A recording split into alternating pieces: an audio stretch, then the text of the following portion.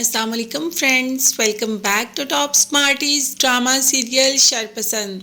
भाई आज तो फरासत साहब बहुत ज़्यादा खुश हैं कि दोनों बेटियों की शादी एक ही दिन हो रही है, और वो भी मोहल्ले के दो होनहार लड़कों से, और वो भी लड़के ऐसे के लड़के नहीं हीरे हैं। हर बाप चाहता है कि अपनी बेटी ऐसे लड़कों को ही दे।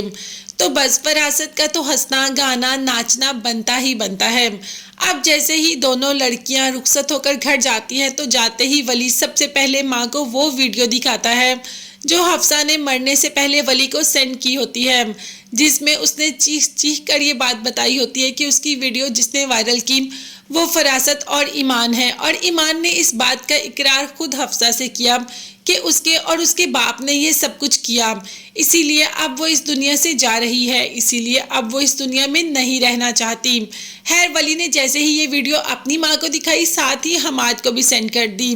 हमाद ने भी देखा कि हफ्सा के इस दुनिया से जाने की वजह क्या है, मतलब हफ्सा के इस दुनिया से जाने की वजह फरासत और ईमान है।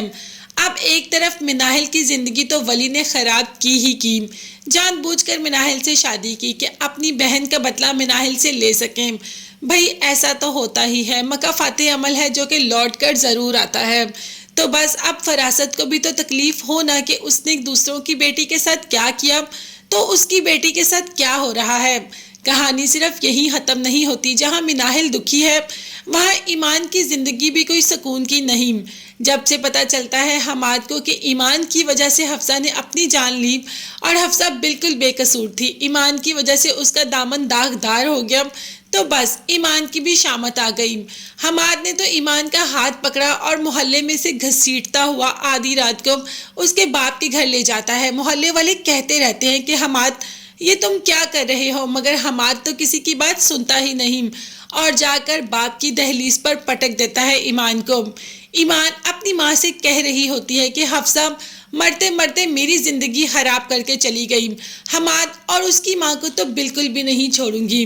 अब जैसे ही फरासत को पता चलता है कि दोनों बेटियां तकलीफ़ में हैं, तो सबसे पहले तो हमाद की माँ के पास चला जाता है और कहता है कि आपने मेरी बेटी के साथ बहुत बुरा किया। आपको क्या लगता है कि मैं बेटी का दुख बर्दाश्त नहीं कर सकूंगा? मैं बेटी का दुख बर्दाश्त करके दिखाऊंगा। ये कहकर फरासत वहाँ से चला जाता है। ये कहना बहुत आसान है, मगर ये बर्दाश्त करना बेहद मुश्किल। अभी तो वो जानता ही नहीं कि मिनाहिल के साथ क्या हुआ है। फिर मिनाहिल भी घर आ जाती है और बाप से कहती है कि आपने सब हफ्सा के साथ किया ना, इसे कहते हैं बाबा मकाफाते अमल। ये सब कुछ लौट के आता है, और देखिए आपकी दोनों बेटियां ब्याही तो गई मगर साथ ही साथ उजड़ भी गई, और अब आपके घर आ गई हैं। अब फरासत ये सारी तकलीफ कैसे बर्दाश्त करेगा? दूसरों की बेटियों के घर तो एक झटके में खराब कर दिए। दूसरों की बेटियों के घर खराब करते तो फरासत ने एक बार भी नहीं सोचा कि उसकी अपनी बेटियां भी तो हैं, कल को उनके साथ भी तो कुछ बुरा हो सकता है। मगर फरासत ने जब दूसरों का घर खराब किया साथ ही कहता था कि अल्लाह मेरी बेटियों के नसीब सोने के कलम से लिखना। भाई जब तुम किसी दूसरे की बेटी को नहीं बसने दोगे तो तुम्हारी बेटियों के नसीब सोने के कलम से कैसे लिखे जाएंगे? आप देखते हैं कि फरासत को एहसास होगा तो क्या करेगा फरासत?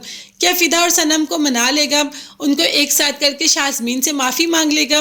क्या उसकी बेटियां इस तरीके से बस जाएंगी? ये देखने के लिए चैनल को सब्सक्राइब कीजिएगा। नेक्स्ट वीडियोस तक के लिए हाफिज़, bye bye and take care.